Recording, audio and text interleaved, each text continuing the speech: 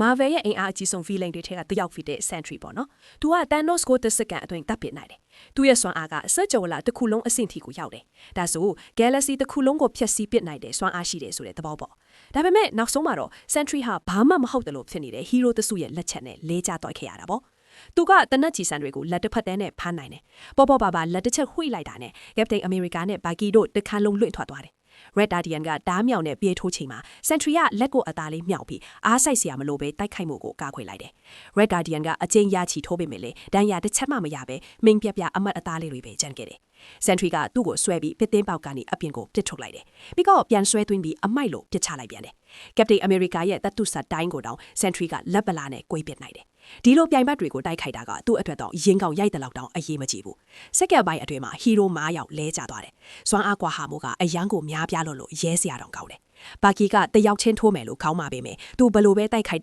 Sentry ကတလက်မတော့မလုပ်ဘူး။သူကလက်ကိုအသားလေးမြောက်ပြီး Bucky ရဲ့တတုလက်မောင်ကိုစုပ်ကွိုင်လိုက်ကနေသူ့ကိုနေရာမှာပဲငြိမ်သွားအောင်လုပ်လိုက်တယ်။ဂျန်တဲ့သူတွေကပြေးဝင်လာပြီး Bucky ကိုဆွဲထုတ်ကနောက်ဆုတ်ဖို့ကြိုးစားကြတယ်။ Valentina က Sentry ကိုသူတို့အကွန်တပ်ဖို့အမိန့်ပေးတယ်။ဒါပေမဲ့ Sentry ကသူတို့ကတပ်ဖို့တော့မတန်လောက်အောင်အားနေလို့အေးဆက်ပြန်ဖြစ်လိုက်တယ်။ Sentry နဲ့ Valentina ကြားမှာတင်မာမှုတွေချက်ချင်းပေါ်ပေါက်လာတယ်။သူ့ကိုထိန်းချုပ်လို့မရတော့ဘူးဆိုတာသိလိုက်တာနဲ့သူမထထိန်းချုပ်ရေးကိရိယာတစ်ခုကိုခိုးထုတ်ပြီးသူ့ကိုတတ်ဖို့ကြိုးစားတယ်။ဒါပေမဲ့နောက်တစ်ခဏမှာပဲ Sentry ကသူမရဲ့လဲပင်ကိုဖမ်းဆုပ်ပြီးနန်ရန်ကိုစွန့်ကတ်လိုက်တယ်။သူမကိုအပိတတ်တော်မယ်ဆိုတော့မှပဲသူ့မျက်လုံးတွေမောင်မိုက်သွားပြီးလဲကျသွားတယ်။ဖြစ်ချင်တော့သူ့ရဲ့လက်ထောက်ကအချိန်မီရောက်လာပြီးထိန်းချုပ်ခလို့ကိုဖွင့်လိုက်တာပေါ့။သူတို့က Sentry ကိုအမြန်ဆွဲထုတ်သွားကြတယ်။ဒါပေမဲ့သူ့စိတ်ကို Void ကလုံးဝလွှမ်းမိုးသွားပြီးဆိုတာကိုတော့မသိခဲ့ကြဘူး။တစ်ဖက်မှာတော့တန်တာဘို့အဖွဲ့စားတွေက Sentry ရဲ့ထိန်းလန့်စရာကောင်းတဲ့စွမ်းအားကြောင့်တုံ့လို့ခြောက်ချစွာနဲ့အဆောက်အုံကနေထွက်ပြေးကြတယ်။တတိယတန်းစားစူပါဟီးရိုတွေထက်တဲ့သူတို့ကသူ့ကိုဘလို့မှပြိုင်နိုင်မှာမဟုတ်ဘူးလေ။မကြခင်မှာမဲ့အဖွဲ့တွေးမှာတင်းမာမှုတွေပေါက်ကွဲလာတယ်။သူတို့တယောက်ကိုတယောက်အပြစ်တင်ကြပြီး